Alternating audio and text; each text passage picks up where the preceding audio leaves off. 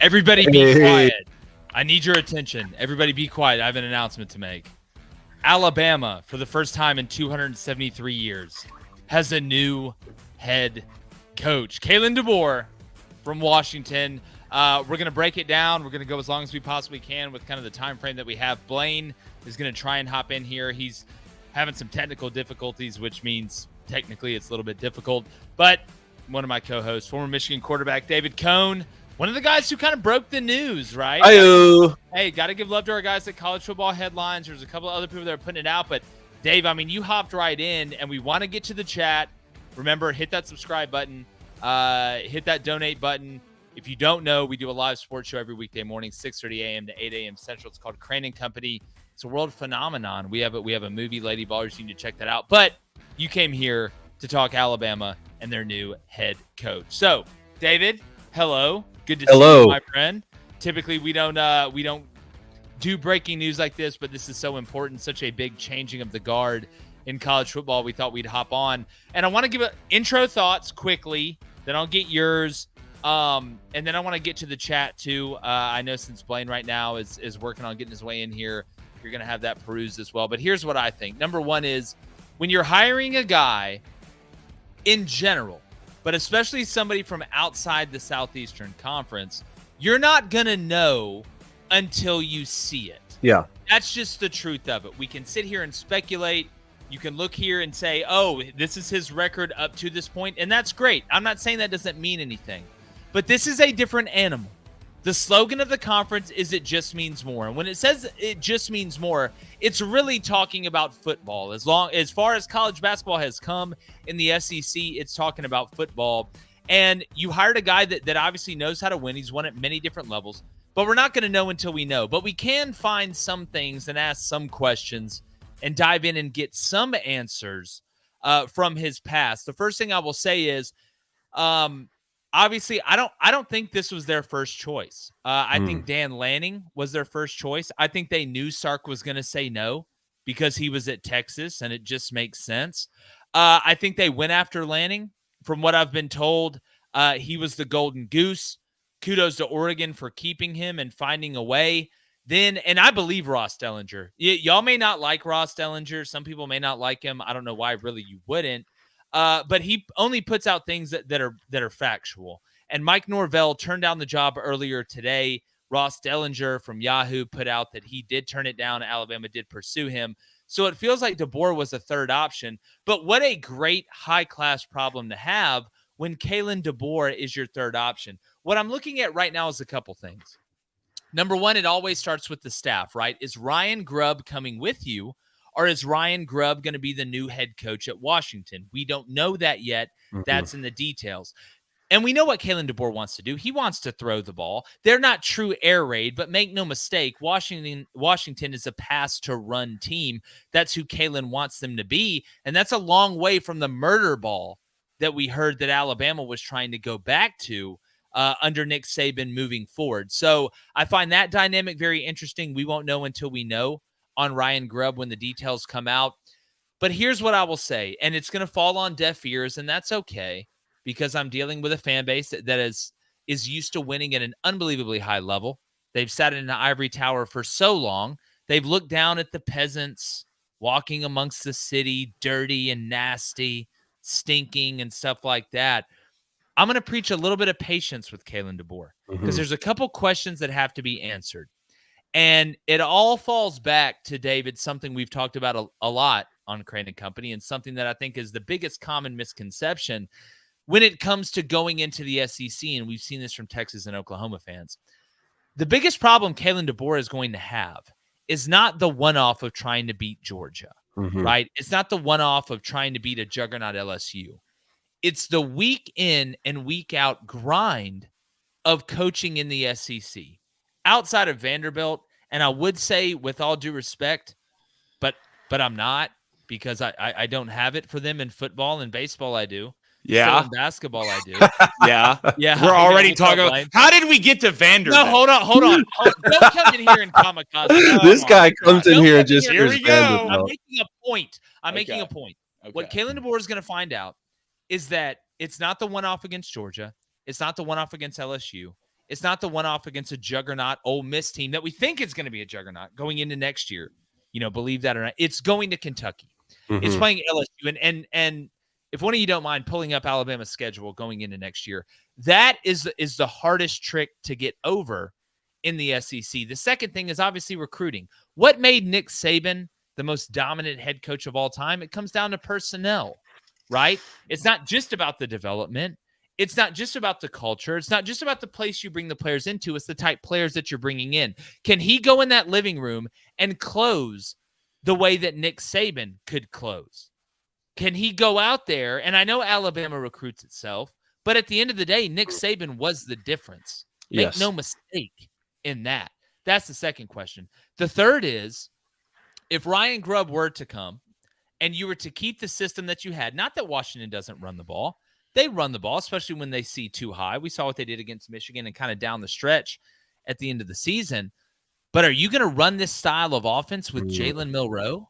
Yeah. Is that the answer here? Are you going to be one of the – there's two type coaches, the ones that are malleable and the ones that are not. Are you going to be malleable enough with the personnel that you have to adjust for maybe a year or two like Alabama did from the LSU game on this year? Or are you going to be stubborn?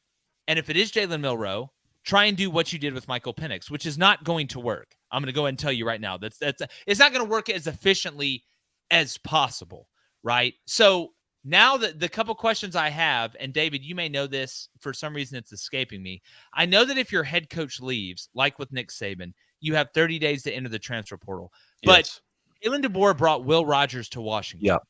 Will Rogers, I don't believe, can transfer again, believe it or not. But if your head coach leaves, do you now have the ability to transfer again? That's the question I'm asking. That's the question I've been wondering for the last hour. But what do you think? I mean, obviously you're connected with it. You know what? I've seen every attempt for the NCAA to tell student athletes that they can't transfer has been overturned in court. So when you have a guy who just arrived on campus, I'm talking about Will Rogers from Mississippi State to Washington, a matter of 2-3 weeks ago, and now his head coach goes to Alabama. I think he's going to have the ability to. The question is, does Kalen DeBoer want Will Rogers to follow him to Alabama? Does he want to give Jalen Milroe a shot? I've been fascinated with this for the last couple hours. Who's going to play quarterback and what sort of system is going to be run? As far as who got offered what job, obviously the Alabama PR team is already in spin mode saying, no, it's all propaganda. Was the only guy who wanted. Yeah, he was the first guy. And I don't mind it. That's fine. No. We all know, Jimmy Sexton knows who was offered what. I know what the plan was initially seasons ago, which was to have Steve Sarkisian be Nick Saban's successor, right? And he even turned down some jobs until Texas opened up. And Steve Sarkisian and Nick Saban both said, hey, you can't turn down Texas. And so, it just makes sense that Sark being there for a couple of years, building that program, making the college football playoff, and now you're going to the SEC. It made sense that Steve Sarkisian would stay there. And none of it matters to me because Kalen DeBoer is an unbelievable coach. I'm already tired. It's only been 2 hours now. I'm already tired of seeing people tweet at me that this guy he's not from the South. I mean, neither was Nick Saban really, and that he's not going to know anything about how to coach in the SEC. I mean, if that were true, everybody who coaches in the SEC the first time would fail, and it would just be a paradox and no one would ever win games. The biggest thing you hit on, yes, the in and out grind of the SEC schedule, that's going to be interesting to see. The biggest thing to me is recruiting. Is he obsessed with recruiting? Not can he recruit good players? Is he obsessed with it? Because the guy you're following in his footsteps, he was obsessed with it. He still is. He's going to be obsessed with it, even in his office upstairs when he's retired. And you use the phrase, Alabama recruits itself. No place can recruit itself to the level that Nick Saban was recruiting it. Exactly. Yes, good players will always go to Alabama. Good players will always go to LSU and Miami, not at the level that they've been getting. You have to be obsessed with it. That's going to be the biggest factor to me, because when you get this guy, Kalen DeBoer, on the football field and it comes down to the X's and O's, and I'm just telling you, I saw it at Indiana when he was the offensive coordinator a few years ago before he was even a head coach. The guy can just flat out coach ball. Blaine? I mean, first of all, you obviously knew this wasn't going to be a bad hire regardless of who they were hiring. Alabama's too talented of a program to bring in a bad football coach. You look at Kalen DeBoer, the first thing I looked at is who's he played. He's undefeated against Dan Lanning and Steve Sarkisian, and that's a huge plus going in to getting a guy like this. I think it's kind of the Brian Kelly syndrome. I think he saw the ceiling with Washington. He knew where you could win a championship at, and I think that's two conferences. That's the SEC and the Big Ten. So that's a go-getter mindset, and that's what you want from Alabama fans. Recruiting is going to be the big question. Alabama does recruit itself, but that's because of Nick Saban, and Nick Saban's not there anymore. Can he go get the guys you need to get? Can he satisfy the Alabama fan base? Because, look, your first SEC game, Kalen DeBoer, welcome to Alabama, is going to be the Georgia Bulldogs. Okay? Oh, God, no way. You're going to be, can you read their schedule? Do you have it up real quick? Your feet will be, 1 second. Your feet will be in the fire immediately, and you go to Wisconsin the week before that. And for everyone talking about Jalen Milroe, I think this is only going to get better for him. You saw Jalen Milroe in an offense that didn't know who it wanted to be grow week in and week out and was in the Heisman conversation. You can guarantee it's kind of a Jalen Hurts situation to me. If you remember Jalen Hurts at Alabama at the beginning, he wasn't a great thrower, but he was a phenomenal runner and he had great feel. I think Jalen Milroe has that now. And you get Kalen DeBoer with his guy, with the offensive coordinator and him. I think they're not going to throw it 40 to 50 times a game. No, that's not going to happen. It's going to be a mix. And you saw some QB stuff with Michael Penix at Washington. So I think right now it's between Quinn Ewers and Jalen Milroe for the Heisman leading odds. Hold on. I do, and I want you to read the schedule. I gotta stop you there. What Michael Penix running stuff are you talking about? You saw? No, I'm talking about design quarterback run. You saw that some in the when did Michael Penix do design that national championship game? You saw it in the playoffs. What do you mean? Well, I didn't see one quarterback design run in the national championship. Here's the question. No, I do not remember watching Michael Penix have one quarterback. I remember watching Michael Penix get bludgeoned to the point where they were having to carry him off the field at the end of the game. No, the only one was the keeper around the tight end at the 5-yard line, but that got stopped for a loss. Yeah, the one play. Here's the question. I'll go back to what I said. And I don't know if Ryan Grubb, the offensive coordinator, is coming or not. And we're going to get to the chat. I can feel it buzzing. We're going to get there. But here's the way I look at it with Jalen Milroe. Yes, Alabama started running what he was best at during the LSU game. That was the RPO game. That's what it was. And then they got cute in the first half against Michigan and tried to turn it into a dropback game, right? And got their ass beat. So the question becomes, if you're Kalen DeBoer and Ryan Grubb comes, or if you're Kalen DeBoer and Ryan Grubb doesn't come, are you going to run an offense where you are throwing it almost 70% of the time, throwing to supplement the run, not quarterback runs, not RPOs, not zone read? I'm talking about, and it's not air raid. It's a pro-style offense that is very heavy pass. That's what it is, and it's from the shotgun, right? So if Kalen DeBoer and Ryan Grubb, or Kalen DeBoer and not Ryan Grubb, bring that offense that we saw at Washington to Alabama, and Jalen Milroe is the quarterback, you will be throwing the ball 40 to 50 times a game. You will not have as much quarterback design run. Now, I don't know if he'll be malleable or not. I think the smartest ones are the guys that play to their personnel. That's why I think a year of high school coaching or a year or two of high school coaching is the best thing that can happen to you, because in 70% of the places, you don't pick your own players. So if Kalen DeBoer comes to Alabama and he says, you know what? Jalen Milroe's got the locker room. Jalen Milroe's the guy, right? We can tailor our offense and mold our offense from a transitory period, like, I don't know, Nick Saban was trying to do this year with Jalen Milroe early and it didn't work, until we get a guy that can come in here and he's a legitimate thrower of the ball. Not that Jalen Milroe can't get better, not that Jalen Milroe is a bad player, but Jalen Milroe is not the type of player right now, and I don't see him making the jump to being a guy that needs to throw the ball 45 times a game. So that's the biggest question. Year one, year three, year two with the transfer portal, who the hell knows? Honestly, right now with the transfer portal, who knows? Maybe Will Rogers does come in or something like that. But we can't sit here and pretend like Washington is running some type of offense that behooves Jalen Milroe right now. No, that's not what I'm saying. I'm saying Washington, you see with Kalen DeBoer that he is willing to put the quarterback run stuff. We can see Kalen DeBoer is going to run what best fits his quarterback. If that's the only option, the only option he has is Jalen Milroe. I agree with you, Blaine. I agree with you, Blaine. And if that's what he does, to me, that's the smartest thing you can do, right? But we haven't seen Kalen's been the same. Remember, he was at Indiana with who? Michael Penix. And then he goes to Washington and gets who?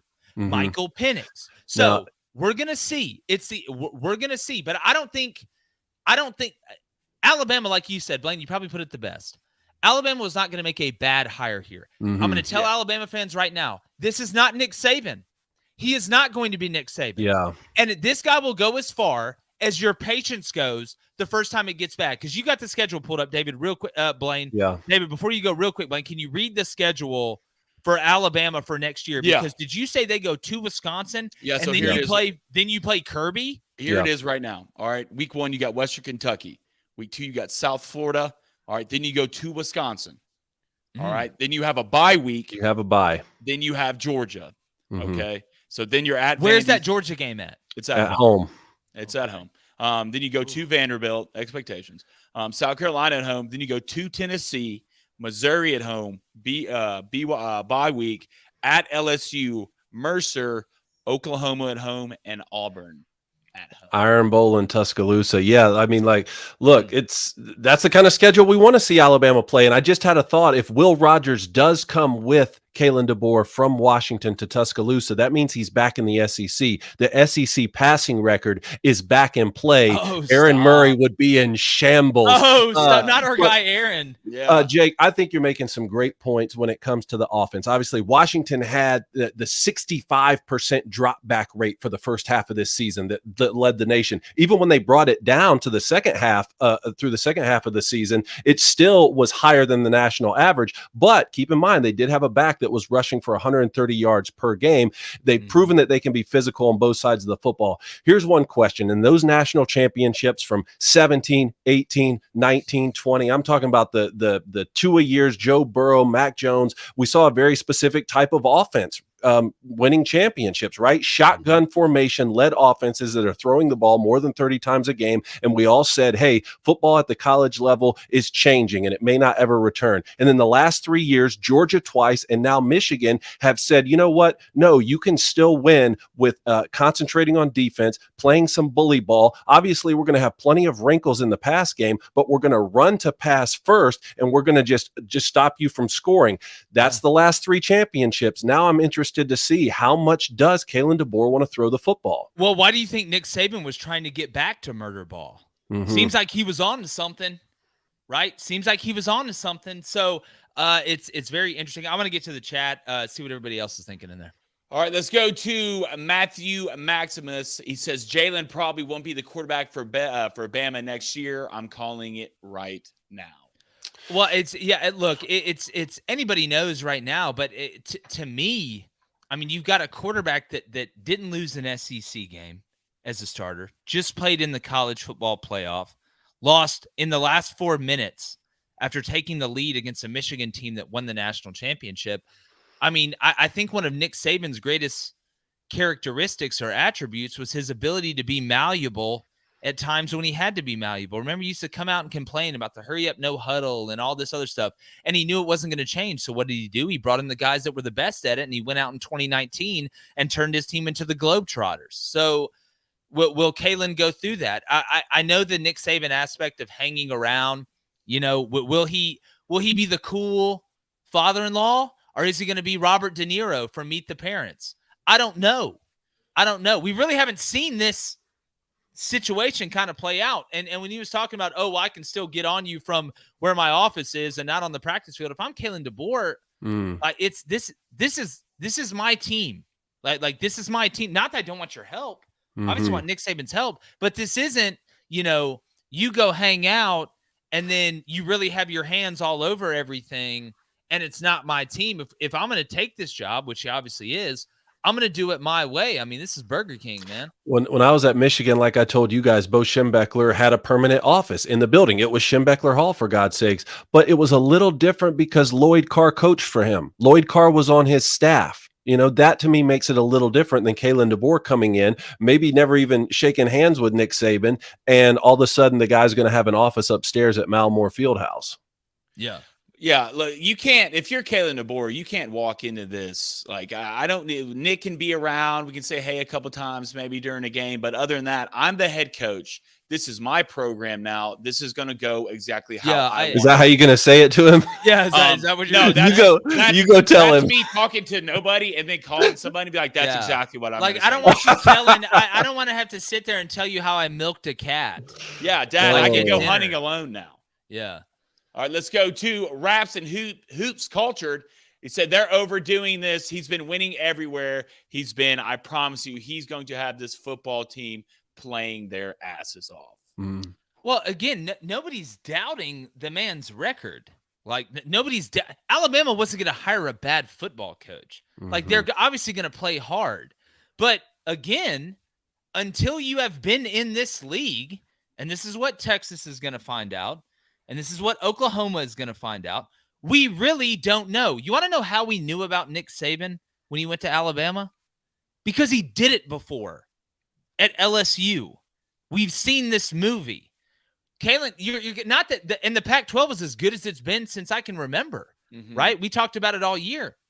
But, brother, this ain't the SEC with Georgia's quarterback returning, with Ole Miss's quarterback returning, with LSU doing what they're doing, right? It's a different animal.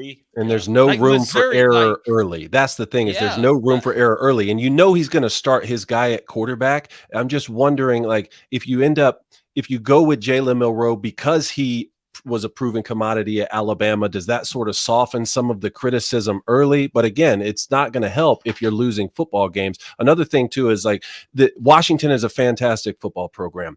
All right.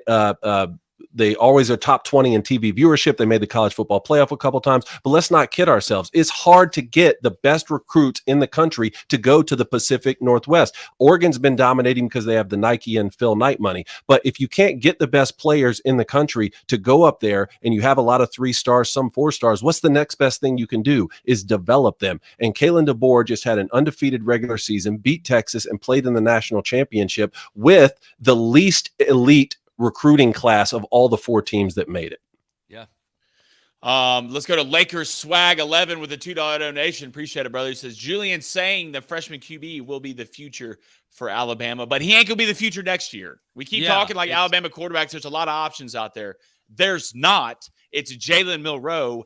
That's the guy that will be starting at quarterback for Alabama next year. Yeah, it's and again, this year one is obviously huge with what Alabama's done in the past. Like, you're going to swat Western Kentucky. What Golish has done at South Florida has been very impressive, but you should beat them at home. What happens if you go to Wisconsin and lose?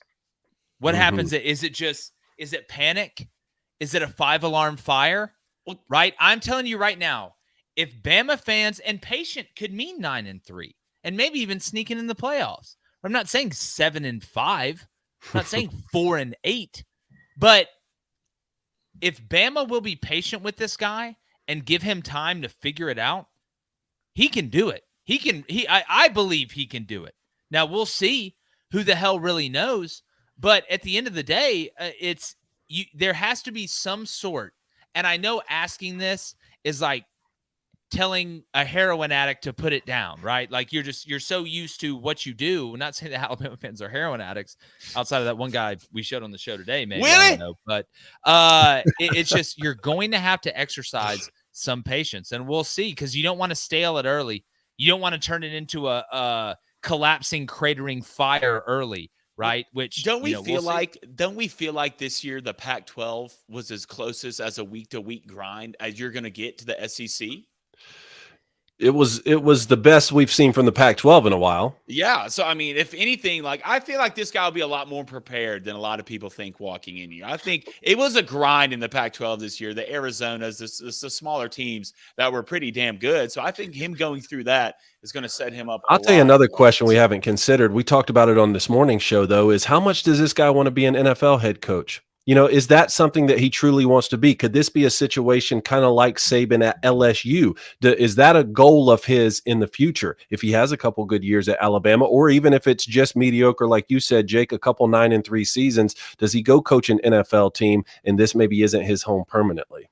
Only he knows that. At the end of the day, I'm interested to see what the contract details are. That's what I want to see. And I'm interested to see who's coming with him from the staff he was previously on. That's going to tell us a lot. All right, let's go to Nathan Laura with the $50 donation. Nathan dropping a bag. Kalen DeBoer is a winner everywhere he goes. Took a 4-8 Fresno team to 9-3 and coached up Jake Haener. Took a crappy Washington team to 11-2, then 14-1. Now he's going to already establish the Bama program. Bama's not going where anytime soon. Roll Tide. Yeah, I mean, I don't think anybody thinks Alabama's going anywhere anytime soon, but I think the standard is so high at Alabama. I mean, and again, this isn't Nick Saban we're talking about. When Nick Saban didn't win it, there was a lot of leeway, right? Because it was Nick Saban and he has won so much. What happens when you're not proven at Alabama? And you've got to go by track record, right? I mean, you would sit here and say the percentages would be, it's Kalen DeBoer. He's won everywhere he's went. He's a damn good football coach. He's going to a place at Alabama that's a monster. You think it would be a perfect fit. And it might be. Like it might be. Nobody really knows. That's the biggest thing. Like people will come on here and say, oh, I know, or he's not going to do any good, or this, that, and the other. They don't know. We will not know until we know. We can speculate. That's what we do for a living, right? We can use all the knowledge that we've accumulated from playing and coaching at the Division I level, and that's great. But now you get to fight the boss, right? Like you went through all the maps to get. Now you get Bowser. Now we're gonna find out. And now it's either you win a natty or the season's a failure. Welcome to Alabama. And think about it. You could play Georgia. You could play Georgia 3 times next year. I mean, you're going to get them week 4. You could play them in the SEC championship game. There's no Ole Miss on this schedule either, which I find interesting. And then you can match up in a 12-team playoff matchup too. I can't wait for this. Yeah, gentlemen, I have a little bit of an emergency. Let me hop out real quick. Y'all take it over. I'll be right back. All right. What else we got?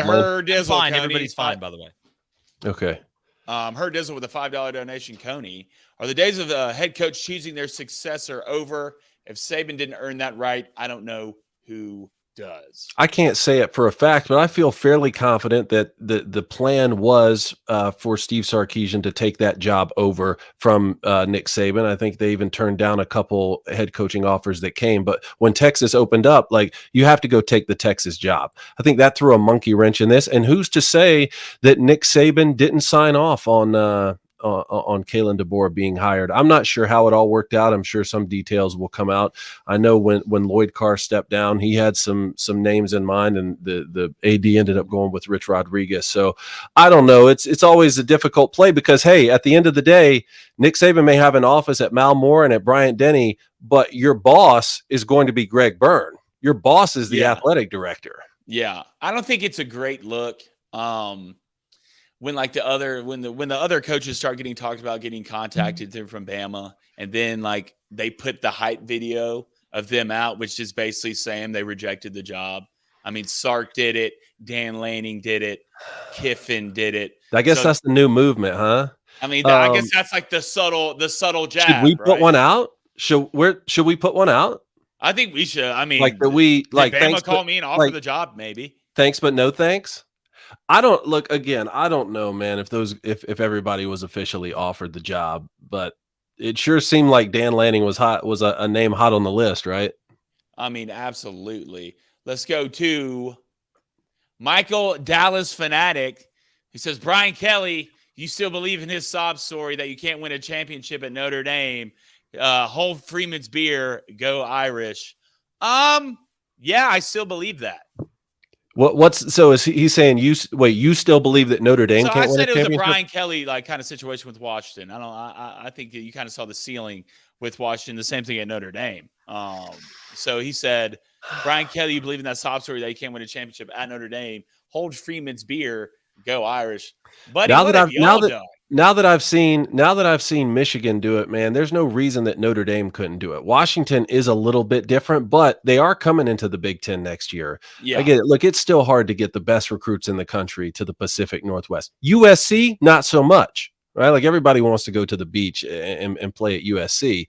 I don't know. I think Washington's going to be fine. I am interested to see who steps up. Maybe someone elevated from his staff, or does he bring everyone? I agree. Let's go to Reggie with the $5 donation. Appreciate it, Reg. Now that Bama's coach has been finalized, how does this hire impact Bama's odds of making the 12-team playoffs next season?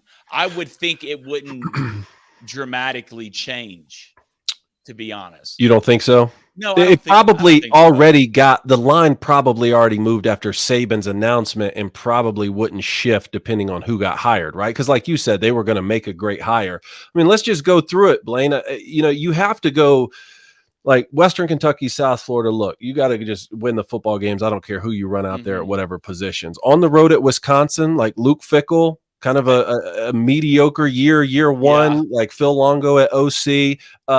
You're bringing in Tyler Van Dyke to play quarterback. To me, that's one Alabama would need to go on the road and win before you play Georgia. Georgia's going to be as good as it gets next year, Blaine. I'm sorry, like Carson Beck.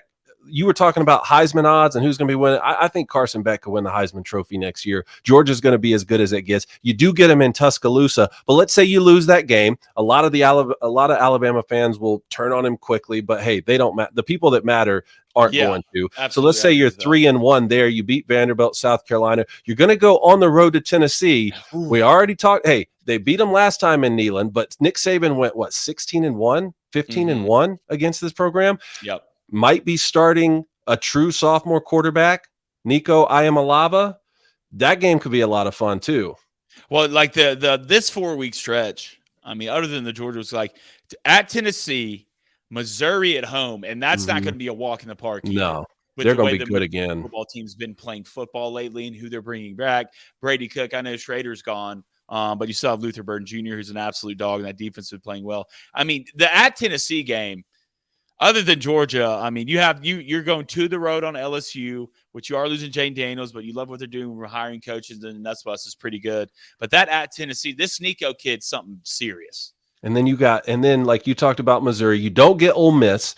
You go on the road to Baton Rouge, all right, with Brian Kelly, and then on the road to play Oklahoma, and then Iron Bowl at home. I mean, look, man, it's a gauntlet of a schedule, but if you don't win double-digit games – like Nick Saban has every year except for his first year. If you're not playing in Atlanta at the end of the season, they're going to eat you alive. They're going to eat you alive. You see Bama players going in the portal, there'll be Alabama fans running to the fan portal, waiting. And no divisions next year. Yeah, waiting to get out of there. Like, that's the thing about it. And look, I get it. If you're Alabama, you're so used to being successful. You're so used to winning every game, every championship, and winning in a type of matter that it doesn't even put stress on your heart. But Bama fans are about to feel stuff again, and I think it's good for them. Who was it that got in the portal a bit ago? Was it Bond or Isaiah Burton? Bond? Isaiah Bond. And that's not good. I mean, do you think Jalen Milroe has a chance? I think he already committed to Texas, right? Isaiah Bond? Did he go to Texas? I haven't seen anything on that. Let me look right now. If it is, that's a huge get for Sark. A huge get. I'll keep me updated on that. Well, he definitely entered the portal. And who does he bring with him player wise? And Kalen DeBoer. I feel like it's Texas. Yeah, who does he bring with him player wise, and who does he bring with him staff wise? I told you guys I have a lot of friends on that Washington staff. That's why it was going to be a win-win for me either way. Let's get the crew down here. Let's get the boy Nicky Shea in Tuscaloosa and really figure some things out, man. I love it. Let's go to Colton Ditmore. He says Bama will get smoked by Georgia because it's an early game and everyone will freak out, but they'll be fine and still be a 10-plus win team. Remember this Alabama team this year. I know it's obviously not going to be Nick Saban, but you came out, you lose to Texas. You look the worst I've ever seen Bama in a long time against South Florida, but you win that game. But that's the thing about Jalen Milroe, which I believe in. Like each week, man, you could see the strides that he was taking as a quarterback. So, and with Tommy Rees, all the questions we had about identity when it came to their offense, that affects your quarterback as well. Not being really to trust one thing and what he's best at. I think Kalen DeBoer, once he brings his staff in, he's going to tailor this offense around Jalen Milroe. You really think so? Why wouldn't you? Why? Because that's not the system you've run for. That's not the system you've run for your professional career. But yeah, I like your point, and my father and I used to talk about this a lot when I was growing up. A real coach can tailor his scheme around the talent that he has. Right now, granted, you want to recruit a specific type of talent that you're best at coaching, but still, especially in transition periods, and this guy finished 6th in the Heisman Trophy, got better each week, like you said. That like you want a coach who can at least tailor transition players like that. Give me 1 second.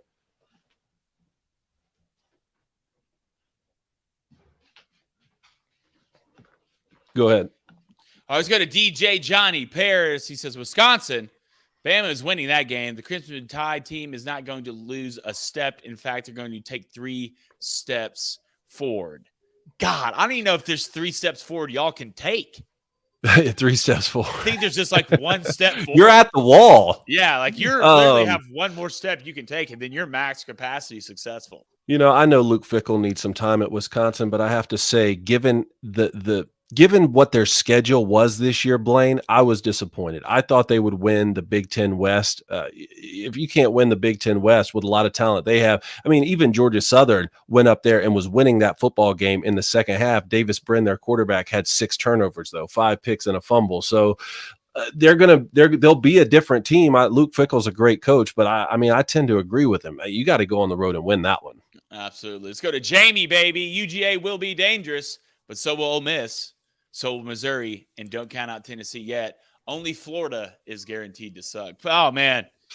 If there was a guy, you know, sometimes I wish there was a guy out there when Florida hired Billy Napier who said he's not going to last.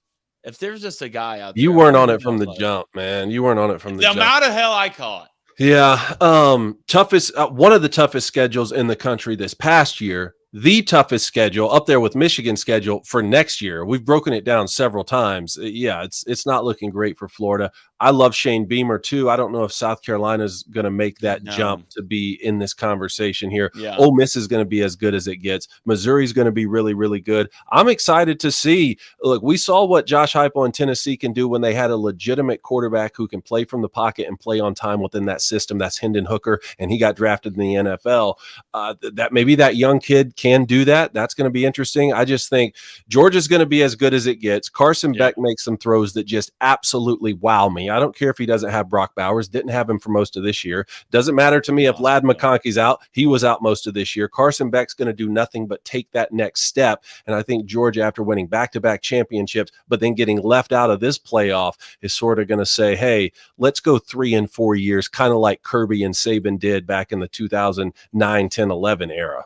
Let's go to Danny Girl with a $10 donation. Appreciate it. She says, why can't Notre Dame fans move on from their ex-girlfriend? BK runs rent-free in their minds. Move on. Go Tigers. I'll tell you why.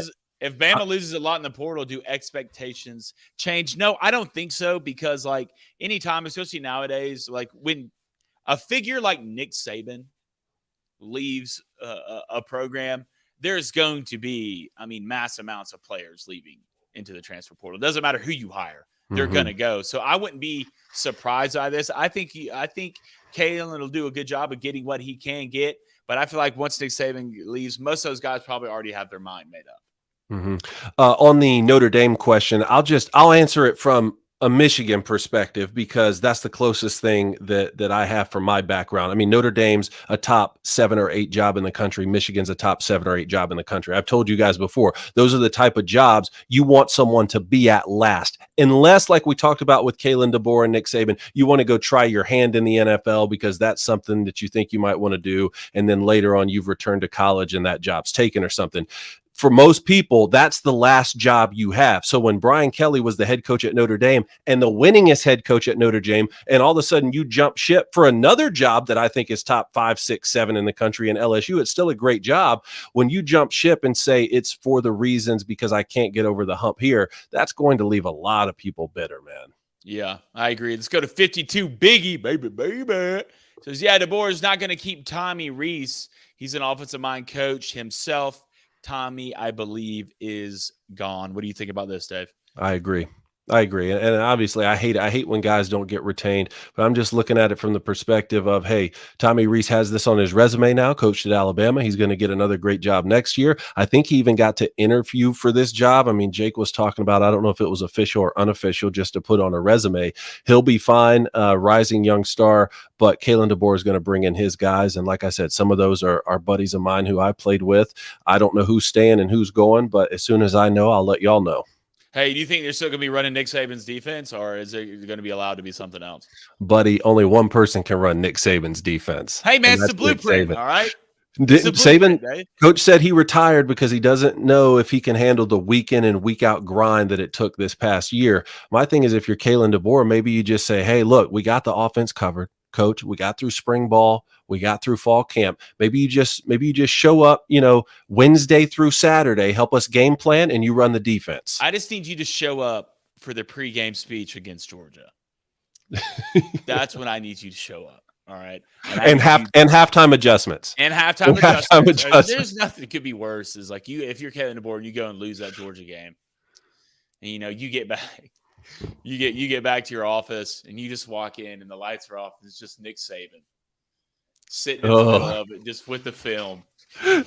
Oh God! He's just waiting on you. Oh God! What did I walk into? We're talking about like if Kalen DeBoer loses to Georgia and he walks in his office later that night and it's just Nick Saban in there, all the lights are off. There's some cigar smoke and he's just got the projector going with he's got the cowboy clicker. Well, no, it's like back in the mafia days. Like somebody meets you at their house. They're like, "Hey, Coach Saban wants to have a meeting." Yeah, you're like, Oh my God! They like put you in the back of like they're gonna kill me. Like a caddy. It's not in the dark room, is it? Yeah, it's in the dark room. It's like they take him and they put him that way. They put him in the front seat of the car and just like somebody's sitting in the back seat like this. It's like driving with the lights off. I've seen that movie. Coach Saban wants to talk about some in-game adjustments. Yeah. Let's go to Rick Cloetti. He says Washington played Oregon 2 times in the regular season, and he's from out west. Not sure he's ready for a full season of SEC opponents. Welcome back, my friend, to the show that never ends. Welcome to the SEC. Yeah. Again, like if you can coach ball, you can coach ball. The question is, what staff can you put around you? But now, what I find fascinating is how the transfer portal is going to work out now. Because like I'm Isaiah Bond, and I'm at Bama, and I'm a wide receiver, and you just hired Kalen DeBoer, and I hopped in the transfer portal. Like, wait a minute. Like, what's that song? It's like, wait a minute. Like, I'll look at Rome. Hey, here's the thing. If you're another SEC school, thank God those 3 wide receivers from Washington are leaving. Because that would be an absolute if they came with him, that would be a problem. Rome, McMillan, Polk. I want to read this one comment here. This is from Win Steckbauer. He says the Badgers will be much improved. Great recruiting class this year and have filled key holes in the portal. This was a very non-athletic team this past season that played a much different style, more athletic and explosive. When we were talking about Alabama going on the road and playing Luke Fickell and the Wisconsin Badgers next season. Well, it's just how much you trust Tyler Van Dyke against Bama's defense. Mm-hmm. That's the question. Is the running back gone for Wisconsin? Is Brandon Allen gone? Yeah, he's gone. Brandon Allen's okay. Gone. Well, but they're going to have some having that guy running back. It's Wisconsin. They're going to have a back. The question is Tyler Van Dyke just going to be a loaf of bread back there or what? Yeah. How much do you trust Tyler Van Dyke? I mean, that's see. What I'm saying. Let's go to Matt. What's up, Matt? He says, as an Oregon fan, this makes me so happy seeing UW fans in misery. Especially after floating the landing in Tuscaloosa room. That was an interesting thing. Yeah. Let me ask you this. Let me ask you this. What's more of like a, not I gotcha, but kind of like a, hey, our program's just more big dog than yours. If you lose 2 games in the same year to that other team, but your head coach tells Alabama no and the other team's leaves, or is it vice versa? Like to me, if I'm Oregon, yeah, you can't flex on the field. I mean, you got beat twice, right? When you were the favorites. But that's a great question. Your head coach is like, nah, I'm straight. And the other coach is like, I'll take the wins. I'll take the wins. Yeah, give me the wins. Lost twice. What an interesting dynamic, though. I mean, two rival programs geographically in the same area.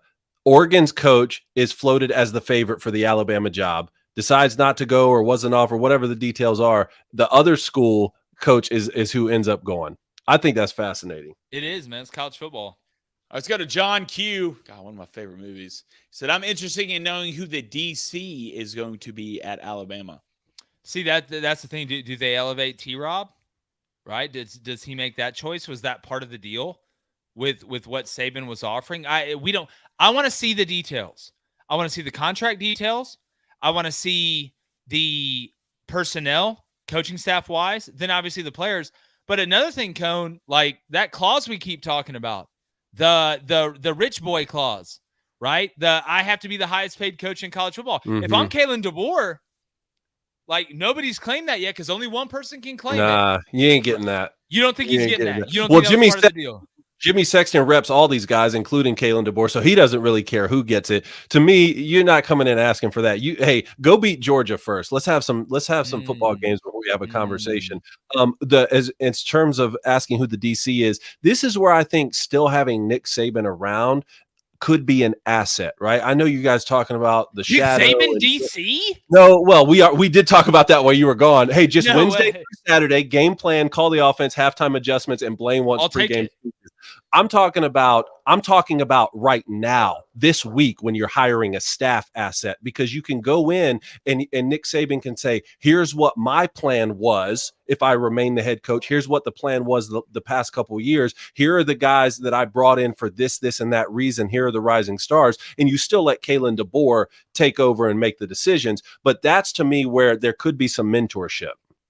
GM. God, I'm just always worried about too many cooks in the kitchen. I get it, but don't you think, like, I'm just look, it's stupid to say because I'm not a head coach, but if I took this job right now, I would want to listen to what Nick Saban would have to say. I'm not saying, hey, panic mode in the fourth quarter. Should I call timeout or go for it on fourth down? I'm just saying right now in the pivotal week when you need players to not transfer and you need recruits to come in, hey, let's all get this puzzle piece figured out together so we can keep the cohesion of what you've already built. Can you imagine just in the fourth quarter of a tight game, Kalen DeBoer calls timeout, whips out his cell phone, and calls Nick Saban for advice on the sidelines? Like worst guys to call. No, Nick Saban hang glides in. Yeah. No, he's in the Connor Stallions fit on the sidelines. So Rick Saban. Rick Saban with the mustache. Just don't go watch Tennessee play a week early. Man, I just Saban, man, didn't have an air, right? This could be you, right? This could be you. Yeah, he did. Let's go to Danny Barry. He says, for Lane Kiffin and Sark, you want to be the guy that replaces the guy that replaced Nick Saban. You watch Crane and Company, sir. What a smart person. Look, well, it's, again, because it's never going to be that good, right? It's like, listen, I don't know how old I was the first time I had a piece of candy, but boy, I guarantee you that was the best piece of candy I ever had. Right. But when it comes to Sark specifically, though, if he does what he's supposed to do and wants to do at Texas, the opportunity would never come up again, right? Though, Jake, because if he wins at Texas, for all the reasons you've already said, you wouldn't leave later on just because someone else has had worse, has done worse at Alabama. You've already built something special at a place that has just as many resources.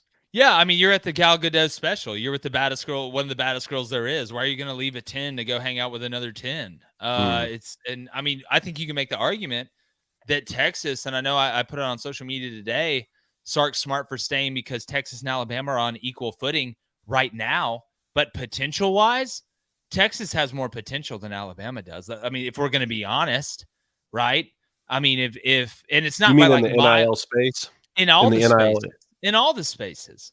I mean, you look at that state, right? Alabama is the state school. And listen, I'm from Auburn. I'll be the first to Auburn, gets theirs in every once in a while. But Alabama is the flagship school of Alabama. And the state of Alabama loves football more than anything. But guess what? Texas is the state school of the state of Texas, which is the size of a continent, which loves football as much as we do. And there's more of them. And there's oil. So, connect the dots, do the math. I'd take either job for the record. Says Kalen DeBoer will find recruiting to be a ton. We'll see how this plays out. Yeah, it's never easy, but I think David brings up a good point. Do you love recruiting? Are you in love with recruiting? Or are you obsessed with it? Mm-hmm. Those are two totally different things, right? It's one thing if I like a girl a lot. It's a totally different thing if I'm stalking her. Right? Like, I need you to stalk recruiting. I need you to be that weird about it. Like, I need you to care about it that much, like more than you care about anything else.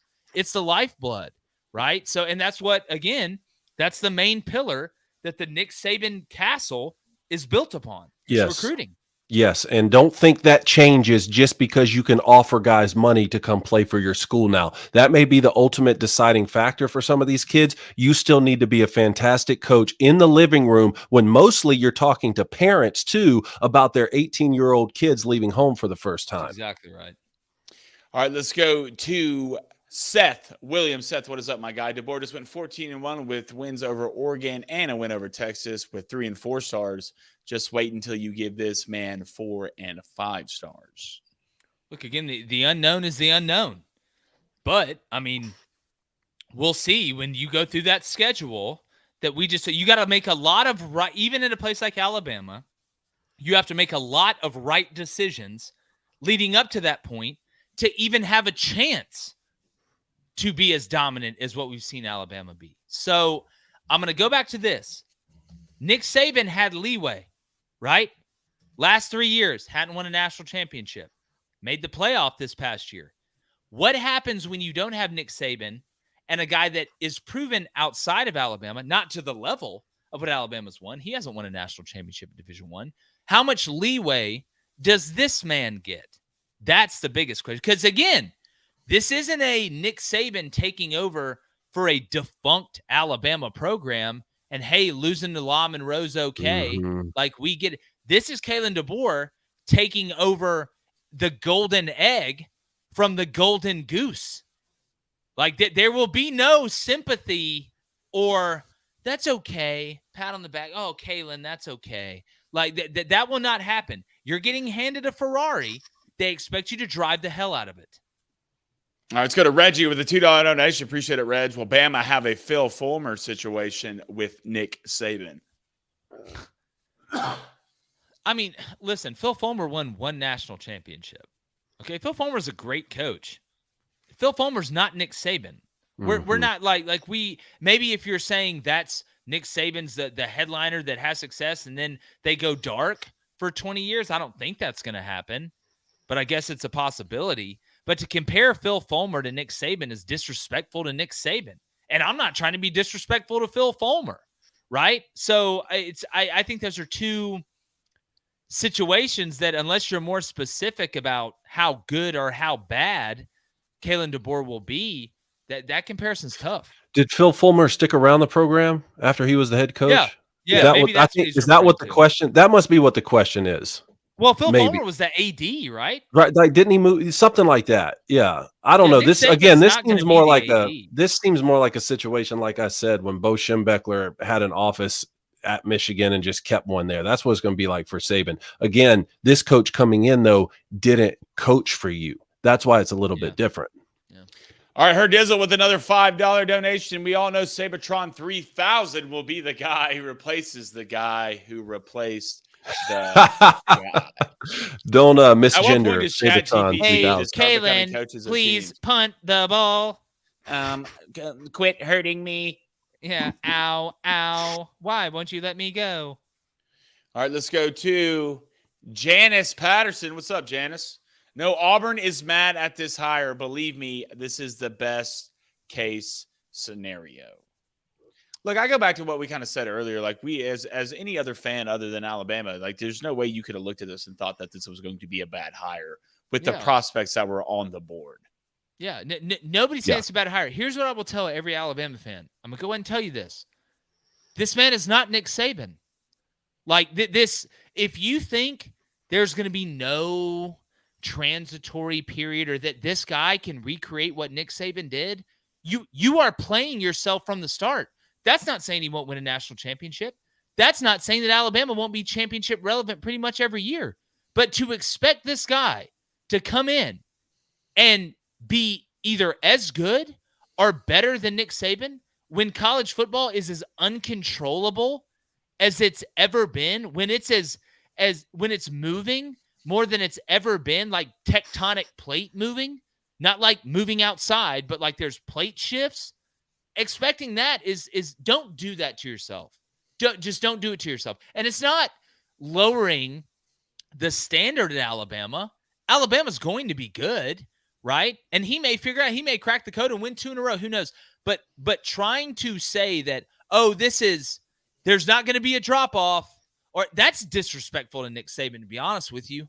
If we're going to be honest, because he's the greatest of all time, right? Like he is, and it's indisputable. It's you can't doubt that. So expecting the next guy to do it's the whole point of why I said, and why Steve Spurrier said, and people that have actually been in the business and understand how this works, is that replacing Nick Saban, that is no small task. And I think that's one of the main reasons why Dan Lanning stayed at Oregon, right? Why Steve Sarkisian stayed at Texas, even though the jobs, like I said, are on equal footing or maybe even better for Texas, not for Oregon. I think that had a big part to play in it. All right, let's go to Esteban DeVille Jr. He said, I just found this channel and subscribed. I love it. Well, Esteban, thanks, brother. Welcome to the Trust Tree. Welcome to the Booster Club, my guy. Yeah, check us out Monday live, 6:30 a.m. Central. If you can't catch us live, it stays on there forever. We have live calls, a live chat. We're growing like a weed, man. It's because, I think we do it a little bit different than everybody else. We're going to tell you what we really think, and we don't sugarcoat it. We're not just going to scream at each other. Yeah. I'm going to fight you, Blaine, over you thinking Tom Brady. Hey, you're sad, all right? Hey, I'm sad. Don't do that. Hey, go get a hoodie. All right. Go watch Lady Ballers. Watch Lady Ballers. You'll love that. Let's go to Jay Elliott. It says, Shane Gillis, I'll kick. Go is Saban's heavy shadow still there, and DeBoer just can't see it? Well, I mean, Saban is DeBoer the puppet, and is Nick Saban still the puppet master? This again, I'll say it again, and before anybody swagger jacks me like they do in all these comparisons and analogies, just go on social. Either Nick Saban, this is a meet the parents, or actually, no, it's a meet the Fockers. Meet the Fockers, yeah. Either he is going to be in that movie Ben Stiller's dad, right? Dustin Hoffman, who's just cool, right? Had success, going to give you advice, but he cares about you, wants you to do it your way. He wants you to find your way. Or is he going to be Robert De Niro, the guy who meets you in the bathroom and injects you with a truth serum and questions you because he worked for the CIA for 8 years? And he's overbearing, and he's standing in his office with binoculars wondering why are my phones tapped longer. Yeah. Like, which one of those is he? I don't know. I could guess which one he's going to be. I would just hate to walk into the office and literally while I'm walking to my office, I look to my left and Nick Saban. Well, can you just is sitting in the office. And he got there before you. Yeah, and he got there before. He got to work before you. Yeah, he's like, he doesn't. He asks you. He walks outside. He's like, "Hey, what are you wearing?" You're like, "Oh, just this." And he walks off and laughs. Like, he's like, inside drill, huh? Inside drill, 12 blades, huh? Get Robert De Niro. Nick Saban said, "Yeah, I mean, look, it's just time for me to go on. It's the grind of the week out schedule. Back in the day, next morning. Yeah, he showed up the next morning, but he said, I used to could game plan until 2 a.m. and then wake up at 6 and start again, and now it's tougher to do that." He's still going to be he'll be there till midnight now and waking up at 6. You want to know the greatest comp? John Gruden got fired from coaching and spent more time watching film. Yeah. Like, you remember, like John Gruden was like he just come out of like an 8-day football guys, man, 11 personnel, clip tour. Football guys. All right, let's go to Jake Kennedy.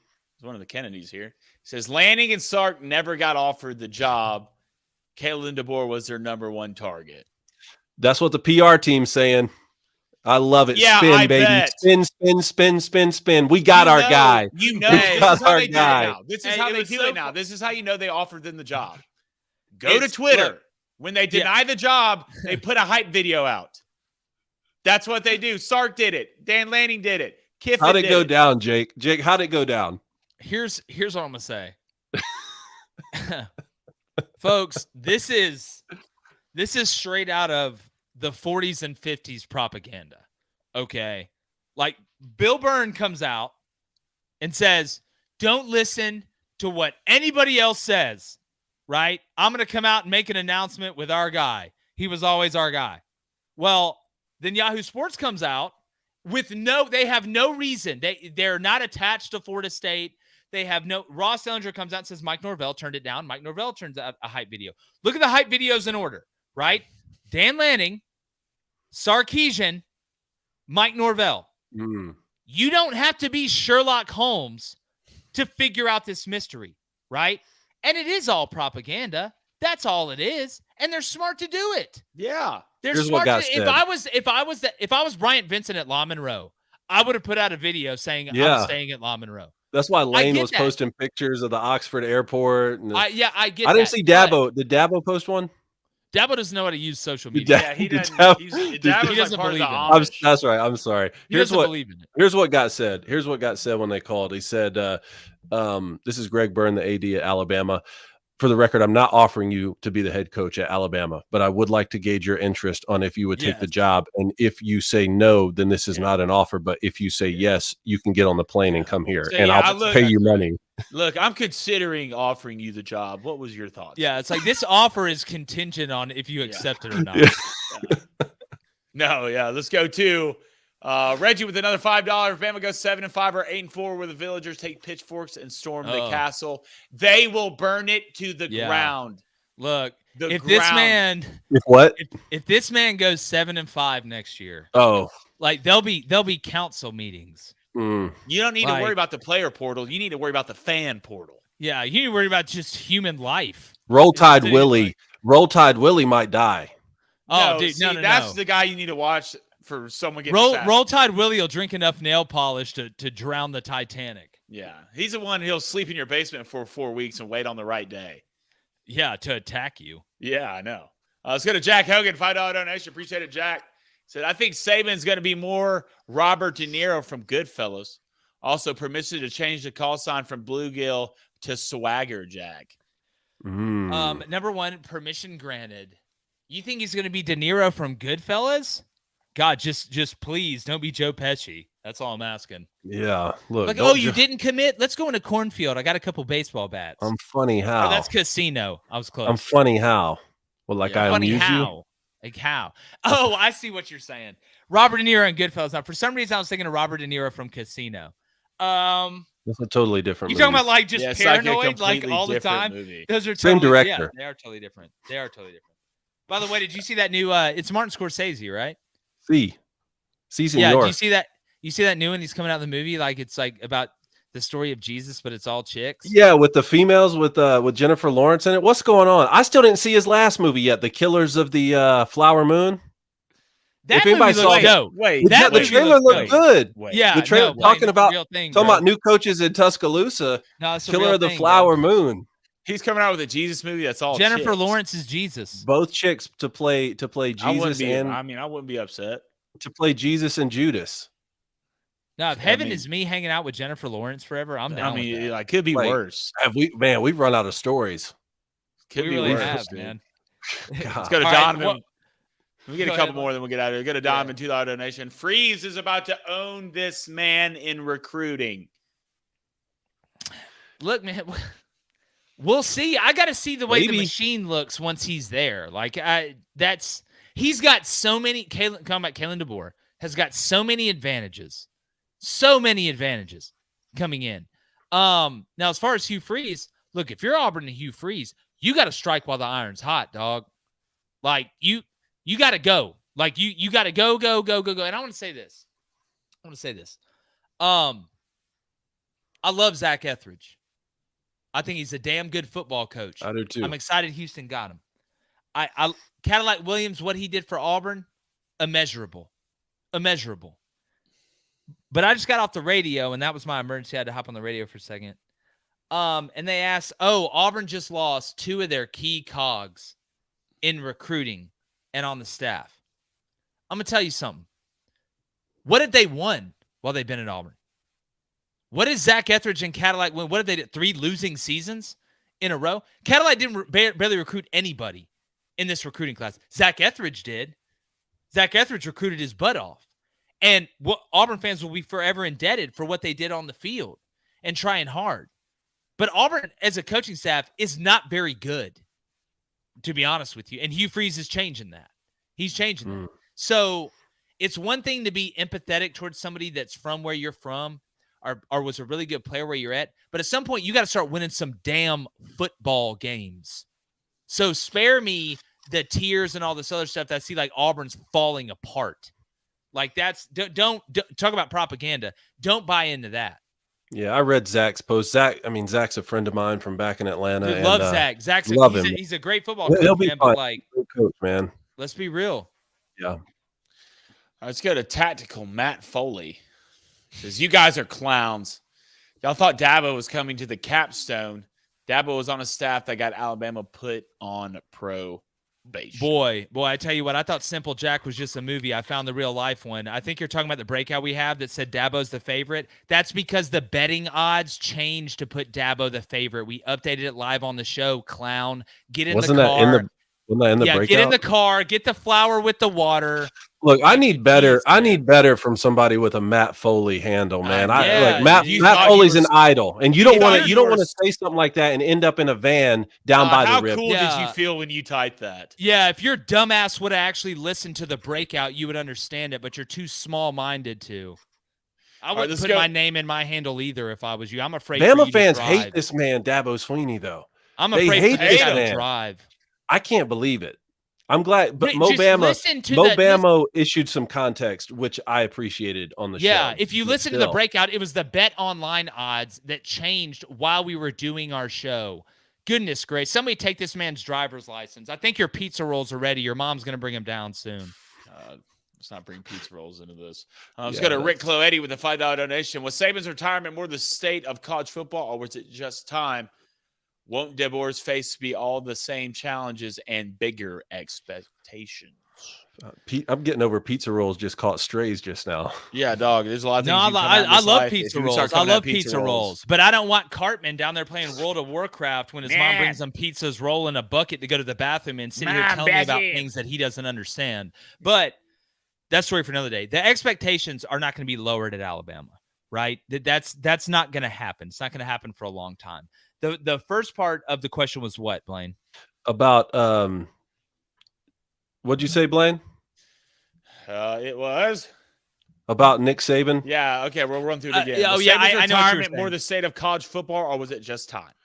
I have heard that there's extenuating circumstances that led to it. I think his canceling of the team meeting the first day back when he was going to talk to the players, his canceling of going on College Game Day that same day, I think it tells you that there's something, and I don't want to go too far into it, and I hope I am wrong, but I think there is an extenuating circumstance that caused Nick Saban to decide to stop being the head football coach at Alabama. But I'm going to let that statement get put out by other people because it's not my place to say it. Yep. And look, as far as the changing landscape, I think if Nick Saban were 45 years old, he would just embrace whatever state football is in. Because like we just said, he's a football guy. He coached through whatever it is, just like he coached through all the challenges before. But he is 72, and he said himself, I'm done now because I didn't think I could go through more seasons of the grueling week in and week out grind with the way football is right now. Yeah, but let me ask you this. If you had somebody around you that you loved that was going through something and you didn't want to bring them extra attention while they were going through it, I think it is the manly thing to do, and I think it is the right thing to do to say what Nick Saban said. And I'm going to leave it there. Sure. Yeah. And again, I hope I'm wrong. I hope I am 100% wrong. I hope my source is 100% wrong. It was just very abrupt, and it was kind of out of nowhere if you look at the timing. And I think that tells you a little bit about the story behind it. And I think Nick Saban may be running a little bit of much warranted cover. Yes. Let's go to Mo Bama with a $2 donation. Humility goes a long way. Bama 7-5 ain't the worst thing. God, I hope. No chance. Yeah. No chance. 7-5. I don't know what's more what has a better percentage. An asteroid hitting the Earth or Alabama going 7-5. When's the next solar eclipse? I don't know what the polls are looking like right now, changing wise, but yeah, I'll go outside and look up. But I'll probably go with an asteroid hitting the Earth. Let's go to Easton with the $5 donation. What are the chances Arch hits the transfer portal like Quinn Ewers did? Look, I think Arch and them are playing this a little bit different, which is funny when you look at the way that Eli Manning played it going to the NFL draft. I think they realize he needs some more time to develop. I think this will end up being the best thing that happens to Arch Manning. I think he stays at Texas, especially now that Malik Murphy has left to gone to Duke, which was a great coup for Manny Diaz. I'm interested to see how that works out with him taking over that job at Duke. But appreciate you guys hopping in here. Yeah. But we go even tactical Matt Foley, even though you were wrong, right? And I had to serve you this L on a hot dish. Yeah. We appreciate you guys. He said you didn't play the game. I didn't play the game? No, you don't play the game. And he said you're shaped like a 12-year-old girl. Actually, hold on. It said Craine, so he's not talking about you. Sorry. Oh, no. Tell me what he said. 12-year-old girl Crane, did you play the game? I doubt it. Yeah, I played the game for a long time. We need to see proof. Yeah. Even through college. You're going to Stephen Amy. Even through college. Coach at the division level for 6.5 years, buddy. What do you do? That's what I want to know. He lives in a van by the what river. Do you do? Smells I can't see too me. well. Should I leave my shirt up or down? Yeah, smells broke to me. One of the greatest sketches of all time, though. Oh, Chris Farley, rest in peace, brother. Oh, man. R.I.P., man. Definitely. But we all right. you guys Love y'all. Hey, right. 2 shows, 1 day with my boys. We live like that, baby. Hey, I love it. 2 chains, but I got me a few on. We appreciate you guys.